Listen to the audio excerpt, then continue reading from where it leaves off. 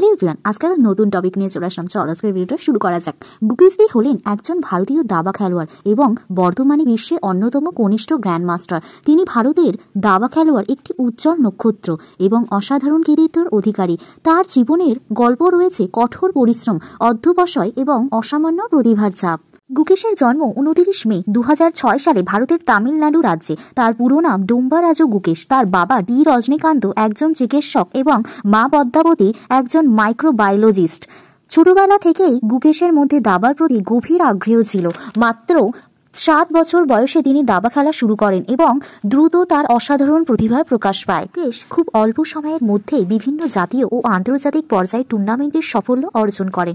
2019 সালে মাত্র 12 বছর 7 মাস বয়সে তিনি গ্র্যান্ডমাস্টার খেতাব অর্জন করেন। খেলার স্টাইল তার কৌশলী এবং আক্রান্ত চালের জন্য বিখ্যাত। 2023 সালে তিনি ঐতিহাসিক ফিডে বিশ্বকাপ টুর্নামেন্টে দারুণ পারফর্ম করেন। বিশ্ব র্যাঙ্কিংয়ে শীর্ষস্থায়ী খেলোয়াড়দের মধ্যে নিজেদের অবস্থান শক্ত করেন। এর মাধ্যমে তিনি ভারতের দাবা কিংবদন্তি বিশ্বনাথন আনন্দের পর সবচেয়ে প্রতিশ্রুতিশীল দাবা খেলোয়াড় হিসাবে নিজেকে প্রমাণ করেন। 19 সালে তিনি গ্র্যান্ডমাস্টারের খেতাব পান।